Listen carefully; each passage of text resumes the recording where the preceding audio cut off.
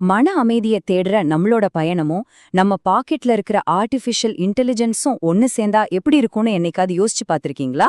அதாவது பழங்கால தத்துவத்தை ஒரு வாட்ஸ்அப் பாட் நமக்கு டெலிவரி பண்ணா. வாங்க, ஆன்மீகமும் டெக்னாலஜியும் சந்திக்கிற இந்த ஆச்சரியமான உலகத்தை பத்தி கொஞ்சம் ஆழமா பார்க்கலாம். இந்த முழு விஷயத்துக்கும் ஆரம்ப புள்ளி ஆன்மீக குரு ஸ்ரீ பகவத் சொன்ன இந்த ஒரு வரிதான்.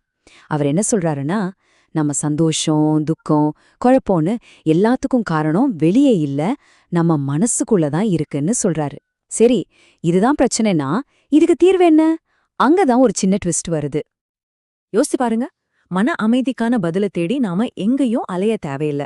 தினமும் நம்ம பயன்படுத்துற வாட்ஸ்அப்கே அது தானா வந்தா எப்படி இருக்கும்? இந்த ஒரு கேள்விதான் ஒரு ஆழமான தத்துவத்தை ஒரு மிகப்பெரிய டிஜிட்டல் பிசினஸா மாத்திருக்கு. இந்த ஆட்டோமேஷன் சிஸ்டம் எல்லாம் எப்படி வேலை செய்யுதுன்னு பாக்குறதுக்கு முன்னாடி இது எல்லாத்துக்கும் அடித்தளமா இருக்கிற அந்த மையக் கருத்தை நம்ம முதல்ல புரிஞ்சுக்கணும். ஏன்னா அது புரிஞ்சாதான் மத்ததெல்லாம் புரியும். அந்த மையக் கருத்து தான் புரிதல். இதுக்கு என்ன அர்த்தம்னா, நம்ம மனசு எப்படி வேலை செய்யுது, நம்ம எண்ணங்கள் எங்கிருந்து வருது, நாம ஏன் ஒரு மாதிரி கோவப்படுறோம் இல்ல சந்தோஷப்படுறோம்னு நம்மள நாமளே ஆழமா புரிஞ்சுக்கிறது தான். ரொம்ப சிம்பிளா சொல்லணும்னா இந்த தத்துவத்தோட நோக்கம் ஒன்னே ஒண்ணுதான். நேத்து நடந்ததை நினைச்சு வருத்தப்படாம, நாளைக்கு என்ன நடக்குமோன்னு பயப்படாம, இப்போ இந்த நிமிஷத்துல முழுசா வாழ்றது. அப்படி வாழ்ந்தாலே பாதி பிரச்சனைகள் தீர்ந்துடும்னு இந்த தத்துவம் சொல்லுது. சரி, இது ஒரு நல்ல தத்துவமா இருக்கலாம். ஆனா ஒரு தத்துவத்தை எப்படி ஒரு ப்ராடக்டா மாத்துனாங்க? எப்படி ஆயிரக்கணக்கான மக்களுக்கு இத கொண்டு போய் சேர்த்தாங்க? இப்போ நாம பிசினஸ் பகுதிக்குள்ள போகலாம். இந்த ஒரே ஒரு புரிதல்ங்கிற ஐடியாவை வச்சு 1000க்கும் மேற்பட்ட டிஜிட்டல் தயாரிப்புகளை உருவாக்கியிருக்காங்க. ஆமா, நீங்க கேட்டது சரிதான். 1000க்கும் மேல கோர்ஸ்கள், புத்தகங்கள், செயலிகள்னு ஒரு பெரிய டிஜிட்டல் உலகத்தையே இதுக்காக உருவாக்கிட்டாங்க. இந்த சார்ட்டை பாருங்களேன். அவங்களோட தயாரிப்புகள் எவ்ளோ வகை வகையா இருக்குன்னு உங்களுக்கே புரியும். ஒரு பக்கம் டிஜிட்டல் கோர்ஸ்கள்னா, இன்னொரு பக்கம் ஏஐக்கு கட்டளைகள் கொடுக்கற ப்ராம்ப்ட்ஸ், மொபைல் ஆப்ஸ், ஏன் ஏஐ மூலமா உருவாக்குன இசையை கூட விற்பனை செய்றாங்க. சரி, இவ்ளோ தயாரிப்புகளையும் ஆயிரக்கணக்கான மக்களுக்கு எப்படி உடனுக்குடன் கொண்டு சேர்க்க முடியுது? இந்த முழு டிஜிட்டல் சாம்ராஜ்யத்தையும் பின்னாடி இருந்து இயக்குற அந்த இன்ஜினை பத்தி தான் இப்போ நாம பார்க்க போறோம். பார்க்கறதுக்கு இது ரொம்ப சிக்கலா தெரிஞ்சாலும் இந்த முழு விற்பனை செயல்முறையும் இந்த 5 படிகள்ல தானாவே நடக்குது. ஒரு பொருள் ஆன்லைன்ல சேர்க்கறதுல ஆரம்பிச்சு ஒருத்தர் பணம் கட்டினதும் அவங்களுக்கு அந்த பொருளை அனுப்புற வரைக்கும் எல்லாமே ஆட்டோமேட்டட்.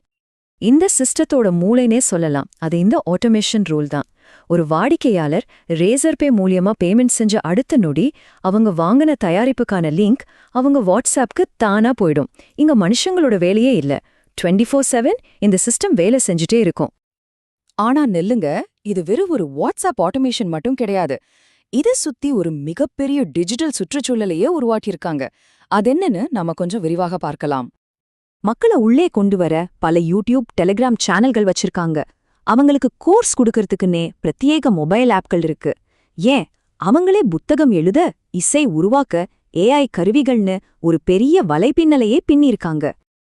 உதாரணத்துக்கு சொல்லணும்னா, 30 நாள்ல உங்க மனச புரிஞ்சுக்க ஒரு கோர்ஸ் இருக்கு. ஏஐல பாட்டை உருவாக்குறதுக்கு ஒரு ப்ராம்ப்ட் இருக்கு. ஏன், மனசும் ஏஐயும் சம்பந்தப்பட்ட ஒரு மின் புத்தகம் கூட இருக்கு. அவங்களோட தயாரிப்புகளோட வீச்சு ரொம்பவே பெருசு.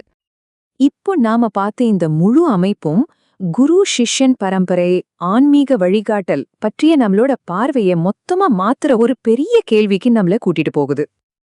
ஒரு காலத்துல குருவை தேடி நாம போனோம். ஆனா இந்த டிஜிட்டல் மாடல்ல குருவோட போதனைகள் ஒரு டிஜிட்டல் கோர்ஸா, ஒரு ஏஐ கருவியா நம்ம மொபைல் போனுக்கே வருது. பாரம்பரிய வழிகாட்டல் ஒரு சிலருக்கு தான் கிடைச்சது. ஆனா இந்த முறையில இது உலகத்துல யாருக்கு வேணாலும் கிடைக்க வாய்ப்பிருக்கு. இந்த வரைபடம் அந்த வித்தியாசத்தை ரொம்ப தெளிவா காட்டுது. ஒரு பாரம்பரிய குருவோட சென்றடைதல் ஒரு ஊருக்கோ இல்ல ஒரு நாட்டுக்கோ சீமப்படுத்தமா இருக்கலாம். ஆனா அந்த டிஜிட்டல் குரு மாதிரியோட வீச்சு உலகளாவியது. இதுக்கு எல்லைகளே கிடையாது. அப்போ சுருக்கமா சொல்லணும்னா இது என்ன தெரியுமா? மனசை பற்றிய ஆயிரக்கணக்கான வருட பழமையான ஞானத்தை ஒரு ஆர்டிஃபிஷியல் இன்டெலிஜென்ஸ் இயக்குற தானியங்கி விற்பனை ரோபோ மூலமா வழங்குற ஒரு அமைப்பு. கேட்கவே ரொம்ப ஆச்சரியமான ஒரு கலவையா இருக்கு இல்லையா? இது நம்ம மனசுல ஒரு முக்கியமான கேள்வியை எழுப்புது. ஒருவேளை அறிவு, ஆன்மீகம் மற்றும் வணிகம் இது 3 ஒன்னு சேர்றதோட எதிர்காலத்தோட முதல் படியை நாம இப்போ பார்த்துட்டு இருக்கோமா?